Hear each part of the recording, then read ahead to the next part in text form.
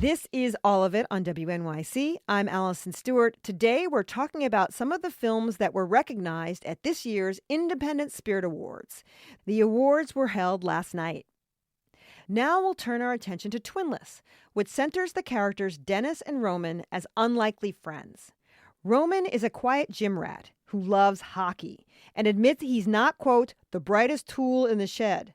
He meant the brightest bulb. Dennis is a smartish, self-contained man, maybe a little lonely, until he makes friends with Roman. Dennis and Roman meet in a grief support group specifically for twins who've lost a sibling. Roman's brother, Rocky, was an extroverted guy who traveled the world before he was hit by a car. Dennis shares that his twin died in an accident on his way to pick up Dennis from the airport. Soon, Dennis and Roman become best friends, bonded in grief despite their differences. But it turns out Dennis might have some ulterior motives for getting to know Roman, and he might know more about Rocky's death than he lets on. Twinless was written and directed by James Sweeney, who also stars as Dennis. And actor Dylan O'Brien plays twins Rocky and Roman. The film was nominated for Best Feature and Best Screenplay at this year's Independent Spirit Awards. And Dylan was nominated for his leading performance. When James and Dylan joined us on All of It to talk about the film, I asked James why he was interested in making a movie about twins. Well, I always wanted a twin. It was a repeated request that I gave to my parents that was also repeatedly denied. I did date an identical twin in my 20s, and I wrote the first draft shortly after he broke up with me. Oh, But no. I think Oh, no. he's alive, to be clear. But I do think the fascination with twins came from a place of seeing twins imprinted in my cultural landscape, from Mary-Kate and Ashley Olsen to Sister Sister. I think it sort of encapsulated the idea of the perfect best friend, somebody who wanted to share your clothes and do all the activities you wanted to do. And that was very appealing to me at the time. I have to ask you, in the screen, there's like a man over your shoulder. Really? Yes, What? a mannequin. Who is Oh, that? yeah, he's in his apartment. I think so, yeah. Yeah, that's his mannequin. It's his mannequin? Yeah. Oh, okay. Just wanted to ask. As long as we're making fun. Yeah. So, Dylan, can you describe where you were when you first read the script? Yeah, I was at my home in Los Angeles at the time. I live here now. It's so funny. That's the first location question I've gotten so far on where I was when I first read it. But that's where I first took it in. I think I was outside. Nothing like an outdoor read. Mm-hmm. And I mean, I just was immediately so taken by it. It was such a complete script. It was such a wild ride. I felt like it was so beautifully written. I really felt like I understood the humor in the voice overall, but it just like loved that and was really struck by the emotional through line, which for me is like such a combination that I enjoy in films. And anytime you get to be a part of something like that, it's so special. So yeah, and then I watched James's first film later that night that he directed and wrote and was in as well, and I thought it was fantastic. Did you read it in one sitting? Yeah, I devoured it. Yeah? Why? Yeah. Why do instead of like the walk away? Walk away, Well, that's come never a good back. sign. That's No, not a good sign, really? Right? I mean, I would think so. I couldn't put it down. You know, I absolutely devoured it, choked it down, and then couldn't wait to see who this guy was. And we still haven't met. James, what convinced you that Dylan was the right person for these two parts? Well, I used to work in casting as my day job, so I do feel like I have an affinity for seeing the potential for actors maybe outside of their previous work, because I think sometimes Hollywood can, I don't think this is a surprise to any listeners, lack imagination. So I am familiar with the dramatic and comedic versatility in his filmography, but really the thing that was sort of the yes was just meeting him and seeing what kind of person he was, because I knew this is a small independent film and it was really our chemistry that would make or break this film. And I was looking for a partner in crime, and he turned out to be all that and more. And yeah, it sort of, in retrospect, was extremely fortuitous how it all aligned. That's interesting that you worked in casting. What did you learn in casting that you were able to put to use in this film?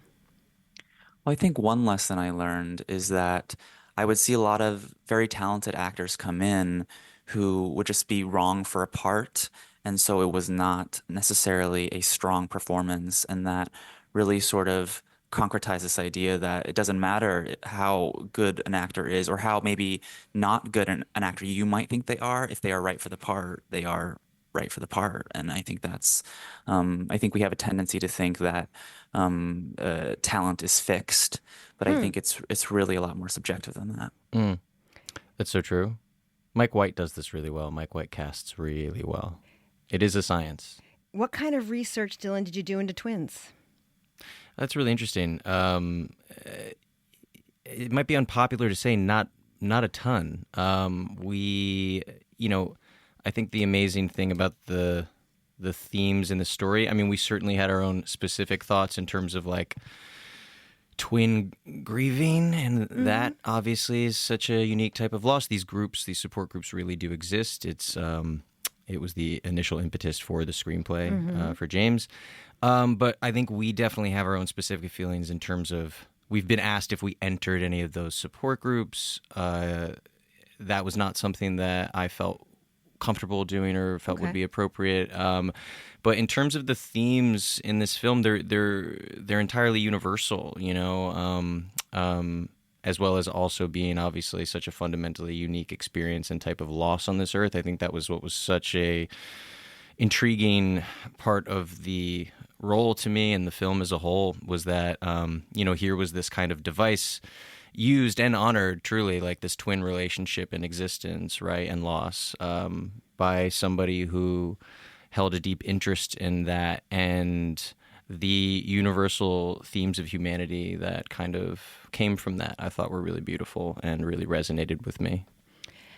James, you're a writer, director, and actor in the film. Directors always, that's their job, is to make decisions. That's a big part of direction. What is a decision that you had to make that maybe the writer wouldn't have agreed with or the actor wouldn't agree with it, but the director said, we're doing it? Oh, interesting. Well, I actually am somebody who has a lot of decision anxiety, which is, I think, part of what I like about directing, because it forces me to make decisions. I mean, to be blunt, there is a sex scene in the film, which as a director, I feel was very necessary. As an actor, made me a bit self-conscious. That's true. Those were opposing forces. Really? Yes. Oh, yeah. Yeah, for sure. Tell me more. Well, it was a very naked, physically, and vulnerable thing to do, obviously. But yeah, he knew, as the filmmaker, he knew what he wanted, and he knew that it certainly wasn't gratuitous, and it was so right for the sequence and for the film and how he wanted to capture it. So it was interesting watching him toe that line. James, how would you describe the friendship between these two men in your film? I think these are two people who both carry a lot of shame and regret, and they are both searching for solace in their own individual ways. And while they are so different, I think they are very complementary. I think we see them lift each other up at various points throughout the film. And while, the film overall takes some twists and turns, and I wouldn't necessarily point to this as a role model of male friendship, I do think the film explores friendship and masculinity in a very contemporary way that I think there's a lot to dissect there.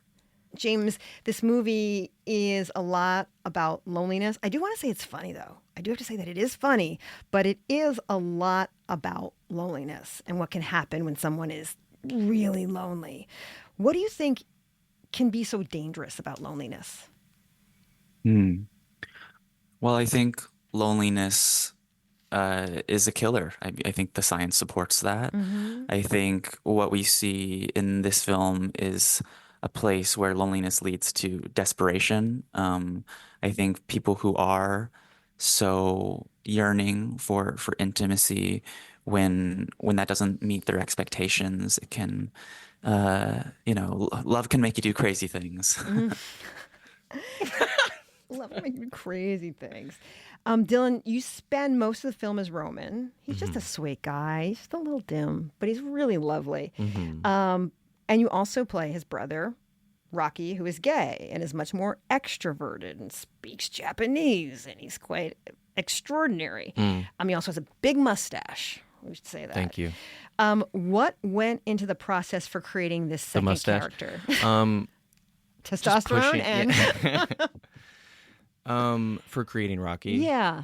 A lot. I mean, there was a lot of conversation with James, and we also had a great team of department heads on the ground who obviously all contribute their ideas. When we're having the hair and makeup discussions, we're having the wardrobe. I remember being a huge day for me, as it like tends to be, depending on the character, especially when that's like a real huge part of their expression, right? And I think for Rocky, I really wanted that to be the case. And just sort of signifying his worldly experiences and his journey and evolution versus kind of what we see in his brother, which is a lot more stunted, right? And I think contributes to the dimness that you reference, right? And we've been trying to find the word to describe this type of thing too. It's so hard. Yeah. Because it's not, you don't want to sound awful about Well, certainly. him. And I also don't think that he's like not a smart human being, right? It's like, it's a representation of experience on this earth and like evolution as a human, right? And I think so much of the insecurity that he feels and felt his whole life in the shadow of his brother was this, Rocky had this fearlessness about him, and he took on the world. He took on who he was inside. He wanted to experience all of it, and some people are I think quicker to do that than others, and I think the sort of infectious popularity that Roman would always perceive from Rocky came from something that he very much so admired in himself. You know what I mean? James, what were you looking to draw out of Dylan in his performance as Rocky? Yeah, what'd you pull out of me? I mean, with the marionette strings.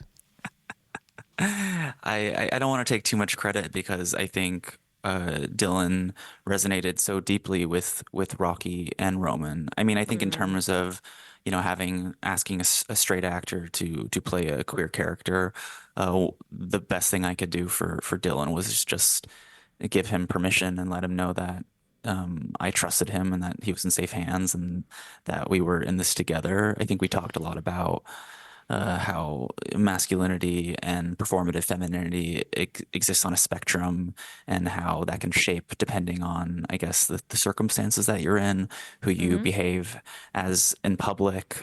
You might code switch if you are in private settings. And I think that played into the nuances of the character. It sounded like, Dylan, that you guys just did a lot of talking. A And lot. I mean in a good way. Yes, we talk a lot, and we do, and like in an absolutely great way. I mean, communication is so paramount in this type of partnership, of collaboration, and it lent itself to our production, especially it being 4 years of like occasional talking before we even got going, and then, when we got on the ground, all of these conversations were so informative, for me, even though I had these guys percolating and swimming around in my brain for so long, which was an added benefit at that point. But James and I can talk for hours, and that is, you learn a lot. I think we learn a lot from each other, and I think we love to talk about the world and our feelings about things, and it really helps. I mean, the thing he said about permission is the greatest gift that you can receive from your filmmaker, and there's so many different shapes and sizes of sort of how people approach the directing position. A lot of people can be very handsy, in your performance and sort of like constantly almost out of insecurity, feeling like they got to give you a note every take or else what are they doing? They got to look like they're doing something, you know what I mean? And there's just there's so much to be said for someone who has the confidence to like know what they want, be so precise in terms of his filmic execution, which I really appreciate because I know within the confines of what the performance is being captured, that goes a long way for me. And then for the trust and permission and not always, sometimes leaving me alone take after take, which is, nothing breeds confidence more than that. It took 4 years for this to come to fruition, yeah?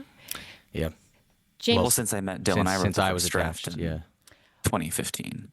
what was better about the film that it took 4 years to make? That's a wonderful question. What do you think?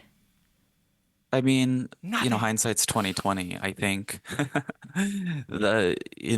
just our own friendship, I think Yeah. parlayed into the chemistry between the characters that you see on screen. I think just letting the themes and the script marinate, there was just a refinement process. Writing is rewriting. So I don't know. It felt like all the things that went wrong turned out to be happy accidents, and that is sort of the miracle of filmmaking in and of itself.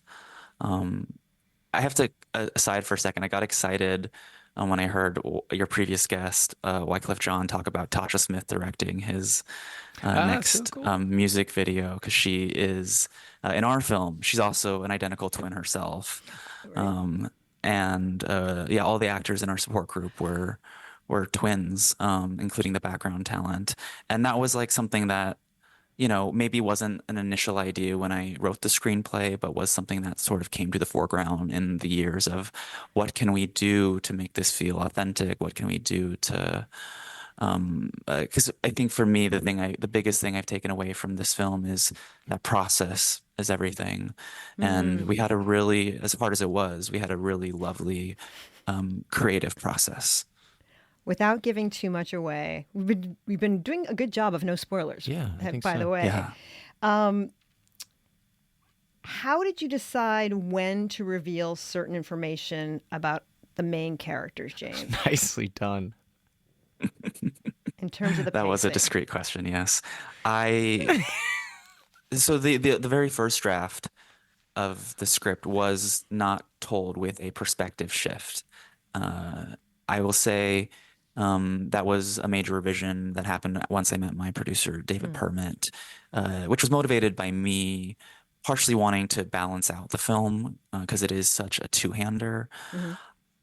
I think it's sort of it's a bit like a Jenga puzzle. It's trying to deliver these plants and payoffs, which was also, to be frank, the maddening thing once we got to the edit, because it was so precisely constructed that to pace the film up and we had to excise 50 minutes of footage to get to our eventual runtime, which is a lot, to be honest.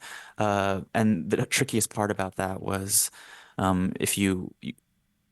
because everything is connected and intentional. When you lose something on the front end, it has a connective tissue to something later, so it's a bit of a snowball effect. So we had to be very careful with